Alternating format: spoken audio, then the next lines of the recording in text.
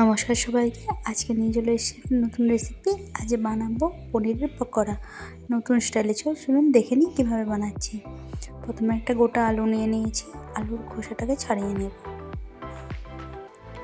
এর আগে কিন্তু আমি আলুটা ধুয়েও নিয়েছিলাম, তারপর আমি খোসাটা ছাড়িয়ে নিচ্ছি।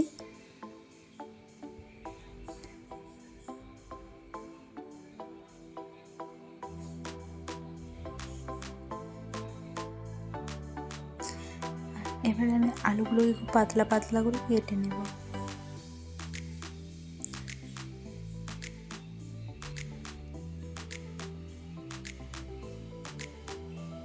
তারপর আলুগুলো কাটা হয়ে গেলে আমি ধুয়ে জলটা ঝরিয়ে নেব। তো এখন ধুয়ে নিলাম ভালো করে, এবারে জল ঝরানোর জন্য রেখে দিচ্ছি।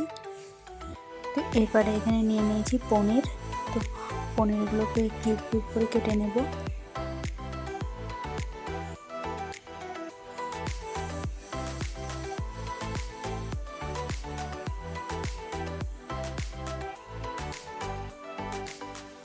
তো এরপরে আমি কটা কাঁচা লঙ্কা নিয়েছি, একটু থেঁতো করে নিচ্ছি। এটা পেস্ট করা যাবে না, যেমন একটু দাঁতদারা থাকে, ওই জন্য আমার এখানে হয়ে গেছে। এখানে নিয়ে নিচ্ছি কর্নফ্লাওয়ার,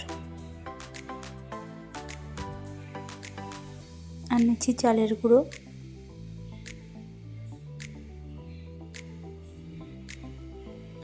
এবারে দেবো আদা রসুনের পেস্ট। তো আদা রসুন লঙ্কা তিনটাকে একসঙ্গে কিন্তু পেস্ট করে নিতেও পারেন, মানে ওই হামাল দিশাই দিয়ে একটু থেঁতো করে নিতে পারেন। এখানে আমি সবগুলো দিয়ে দিচ্ছি।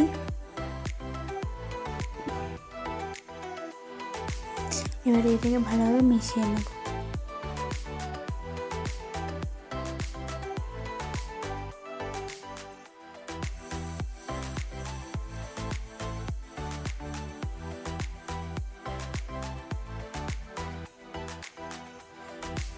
এবার অল্প অল্প জল দিয়ে যেরকম একটা ব্যাটার তৈরি করে ফেলবো, যেরকম ঠিক বেসনের ব্যাটারটা হয় ঠিক ওরকমই আমি তৈরি করে নিচ্ছি।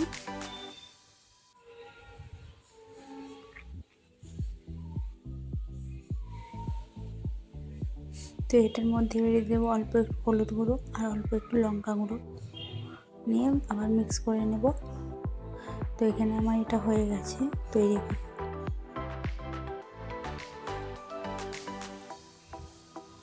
তো এবার আমি একটা আলু নিয়েছি আর পনিরটা মাঝে দিয়ে একটা টুথপিক দিয়ে দিচ্ছি। তো দেখতেই পাচ্ছেন কীভাবে করছি।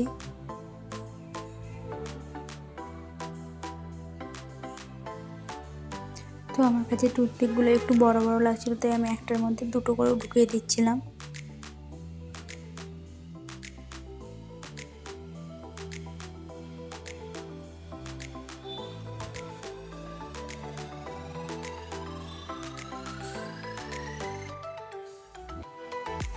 এবার এই দুটার মধ্যে ডুবিয়ে আমি তেলে ছেড়ে দিচ্ছি। ডুবানোর সময় কিন্তু খুব সাবধানে ডুবাতে হবে, যাতে আলুগুলো না ফেটে না যায়। কারণ এই আলুগুলো যখন খুব পাতলা পাতলা করে কাটা আছে, ওগুলো অনেক সময় ফেটে যেতে পারে। আর আমাদের তৈরি হয়ে গেলো পনিরের রেসিপি। তো এই রেসিপিটা আপনাদের কেমন লাগলো জানাবেন, আর ভিডিওটা ভালো লাগলে লাইক কমেন্ট শেয়ার করে দেবেন। সবাইকে টাটা।